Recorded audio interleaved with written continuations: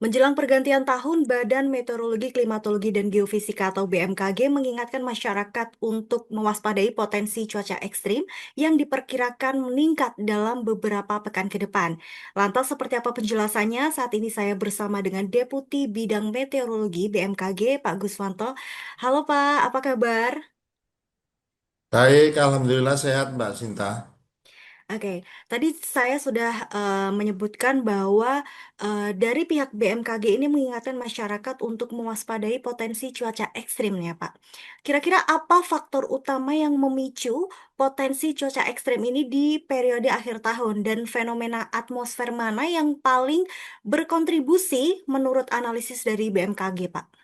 Baik Mbak Sinta, jadi kami BMKG itu mendeteksi ada sekitar 8 fenomena eh, yang bisa menyebabkan terjadinya cuaca ekstrim. Yang pertama bisa kita lihat angin monsun ya Asia ini berkaitan dengan seruakan dingin dari Siberia. Ini menandakan bahwa Indonesia memang dalam posisi musim hujan. Kemudian kami juga melihat adanya Madden-Julian Oscillation, yaitu pergerakan awan-awan hujan dari Samudra Hindia menuju wilayah Indonesia dari arah barat.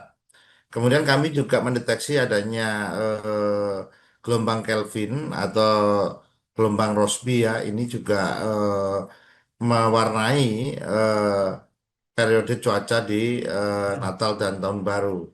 Kami juga melihat Mbak Sinta bahwa Indonesia pada saat musim ada periodisasi sirkulasi siklonik ataupun bibit siklon ataupun siklon tropis. Periodisasi ini bagi dua. Di belahan bumi utara itu biasanya dia bulan-bulan April hingga Desember ya. Nah, kemudian kita melihat ada overlapping nanti di bulan Desember, maka Desember sampai April ini nanti dia akan bergeser ke arah selatan, belahan bumi selatan. Nah, yang mana saat ini kita juga dari BMKG mendeteksi adanya bibit siklon tropis 91 S yang ada di sebelah barat Sumatera. Dan di wilayah utara kami juga masih melihat adanya bibit siklon tropis 93 W ya. Nah, kemudian kita juga melihat adanya musim hujan tahun ini 2025-2026 itu dipengaruhi oleh fenomena La Nina lemah yang menjadi backgroundnya. Ini kalau kita melihat mempengaruhi curah hujan ya lebih banyak lah dibanding tahun-tahun normal walaupun ini La Nina lemah. Dan yang terakhir puncak musim hujan di mana puncak musim hujan ini kami melihat saat ini terbagi menjadi dua ya. Di November Desember itu rata-rata musim hujan ini berada di wilayah utara ya. Sumatera, kemudian ada Kalimantan, Sulawesi Selatan, dan wilayah Papua Pegunungan. Nanti di bulan Desember Januari ya, atau Januari Februari, itu dia akan berpindah, bergeser ke wilayah selatan, yaitu Lampung, kemudian kita Bengkulu, Jawa, Bali, Nusa Tenggara, dan seterusnya. Nah, kami juga masih melihat faktor yang lain ya, Mbak Sinta, kita melihat ada fenomena rob. Ya, rob itu adalah banjir pesisir. Ini sudah kita tandai dengan tanggal berapa-berapanya terkait dengan bulan baru dan bulan purnama. Kira-kira itu, Mbak Sinta. Oke, em, kalau tadi yang sudah disebutkan berarti puncak musim hujan di November Desember itu di sekitar bagian utara, kemudian Januari Februari di bagian selatan ya Pak ya, betul ya? Iya, betul. Kira-kira wilayah mana Pak yang bisa dikategorikan paling rawan terhadap hujan lebat, angin kencang, dan berpotensi banjir? Dan kemudian bagaimana tingkat risikonya? Baik, Mbak Sinta. Jadi kalau kita lihat pada saat Natal tahun baru ya artinya kan perpindahan dari bulan Desember menuju Januari.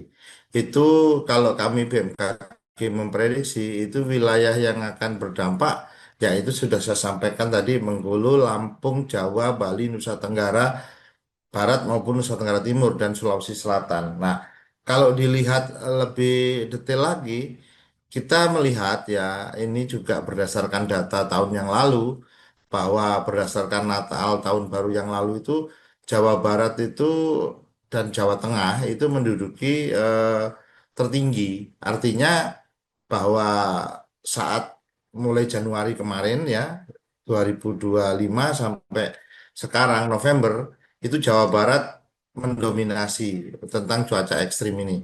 Nah, itu cuaca ekstrim seperti apa yang terjadi? Itu adalah hujan lebat, angin kencang, dan eh, barangkali ikutannya ya. Artinya eh, yang pertama adalah hujan lebat, angin kencang itu yang pertama ya. Kemudian pada pengalaman tahun yang lalu ya di 2024 2025 itu Jawa Tengah. Tapi fenomena yang muncul sama, yaitu didominasi oleh hujan lebat dan angin kencang, Mbak Sinta.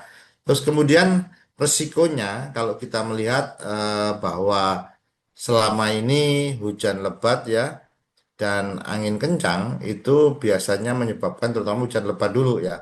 Ini biasanya terjadi banjir ya, banjir bandang, longsor ya. Kemudian kalau kita melihat dari angin kencang itu biasanya angin puting beliung, kemudian juga kita melihat bahwa ini resikonya adalah ya misalkan banyak pohon-pohon yang roboh ya, banyak kemudian baliho-baliho yang berterbangan ataupun atap-atap rumah yang tidak sempurna itu akan terbawa oleh angin. Kemudian kami juga melihat fenomena yang lain yaitu gelombang tinggi. Nah, gelombang tinggi ini juga kami masih melihat ada di wilayah Natuna. Misalkan kita melihat pantai timur Sumatera Utara, Medan Deli, Serdang, Langkat, genangan banjir perkotaan ya. Kemudian kalau tingkat risiko sedang tinggi itu daerah bantaran sungai pesisir dan lereng curam ya. Ini yang perlu kita waspadai. Demikian. Kemudian kalau saat ini berarti Pak Guswanto berada di Sibolga ya, di Sumatera ya Pak ya. Kalau Ya, dari betul. kondisi cuaca ekstrim di Sumatera sendiri, apakah mungkin hujan lebat akan terjadi lagi atau mungkin bagaimana Pak? Apakah akan bertambah parah? Jadi begini, kita harus pahami ya terkait pola iklimnya. Misalkan kita lihat Sumatera Utara dan Riau itu memiliki sifat yang unik, yaitu dua kali puncak hujan dan dua kali kekeringan. Misalkan puncak hujan terjadi di Oktober, November, Desember ya. Nanti dia di Januari, Februari dia menurun sampai Maret ya. Nanti dia naik lagi di April ya, meningkat kembali dan nanti dia akan kemarau lagi di bulan Juni, Juli, Agustus ya. Itu yang perlu dipahami yang pertama. Nah, khusus di Sumatera Barat saat ini yang perlu diwaspadai saat ini kan dia masih ada Indian Ocean double moodnya negatif. Artinya pertumbuhan awan hujan itu masih cukup potensial di wilayah Sumatera ataupun di perairan sebelah barat Pulau Sumatera. Misalkan saat ini kami mendeteksi adanya bibit siklon tropis 91 S ini aktif dan monsun Asia ini terus membawa uap air. Nah, potensi hujan lebat itu masih tinggi sesungguhnya, khususnya di bagian barat dan utara. Demikian. Ya. apakah kira-kira ya Pak, kalau untuk melihat dari tadi yang sudah dijelaskan oleh Pak Guswanto, kira-kira faktor lokal yang ada di Sumatera seperti topografi ataupun tutupan lahan dan lain sebagainya itu kira-kira dapat memperberat dampak dari cuaca ekstrim ini atau bagaimana Pak? Jadi begini, kalau kita bicara bencana itu cuaca ekstrim ataupun bencana hidrometeorologi basah ya atau bencana hidrometeorologi kering itu faktor cuaca dan iklim itu sebagai salah satu faktor saja pemicu ya. Eh, Sedangkan faktor yang lain itu adalah bentang alam, kemudian bagaimana daya dukung daya tampung lingkungan ya. Nah, bentang alam ini kan bisa ada topografi, bisa ada lembah, gunung ya, curam. Terus kemudian kita juga ada tutupan lahannya masih tebal atau tidak atau sudah hilang tutupan lahannya. Tutupan lahan pun juga bermacam-macam. Ada yang memang tutupan lahannya itu adalah hutan, ada juga udah hutan tanaman produksi dan lain sebagainya. Nah, di sini cuaca ekstrim itu berperan sebagai trigger atau pemicu awalnya saja ya. Sedangkan apakah nanti akan terjadi bencana atau tidak, seperti banjir, longsor, itu adalah hasil integrasinya dia bersama daya dukung dan daya tampung daripada infrastrukturnya dan yang ditambah lagi dengan kondisi bentang alam tadi. Kira-kira itu kalau bicara terkait cuaca ekstrim yang dikaitkan dengan bencana ya. Oke Pak, kalau beralih sedikit tentang aktivitas Gunung Anak Rakatau, kira-kira bagaimana dari BMKG melihat dari aktivitas gunung tersebut, Pak? Ya, kalau kami melihat dari eh, Krakatau ya, Baik. kita melihat bahwa di Krakatau itu kita BMKG memiliki monitoring bersama ya dengan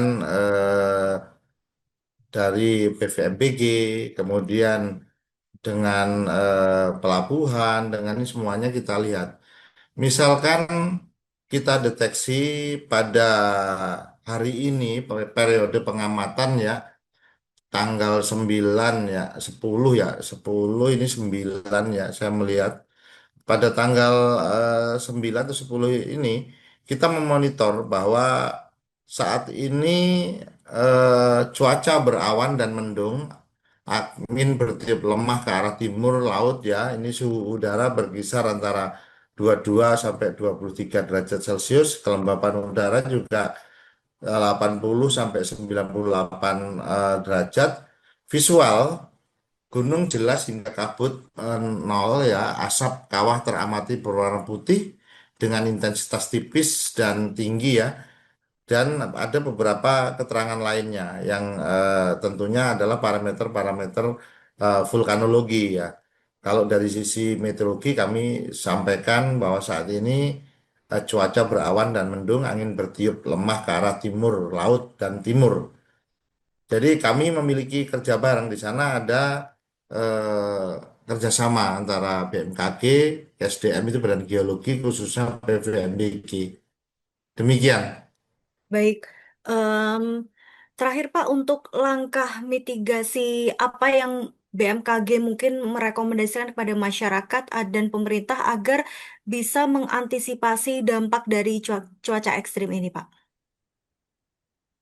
Ya, baik Mbak Sinta. Langkah mitigasi apa yang BMKG rekomendasikan kepada masyarakat dan pemerintah?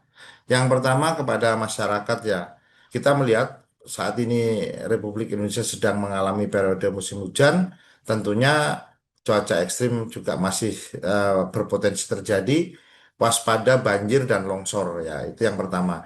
Hindari aktivitas di daerah rawan, misalkan bantaran sungai, lereng-lereng bukit, itu kita hindari. Yang kedua, kami mohon dapat mengikuti informasi resmi BMKG melalui info BMKG, website, ataupun kanal sosial media. Karena BMKG selalu mengupdate informasi cuaca secara berkala. Paling tidak untuk cuaca yang berbasis snowcasting kita update setiap 10 menit. Ada yang cuaca rutin kita update setiap jam, ada yang setiap 6 jam, dan ada pula yang setiap 3 harian. Yang jelas BMKG akan memberikan informasi dengan baik. Kedua, nelayan dan pelayaran ini perhatikan perubahan tinggi gelombang. Ada berpotensi gelombang tinggi di Samudra Hindia sebelah selatan Jawa maupun ada di Laut Cina Selatan Natuna.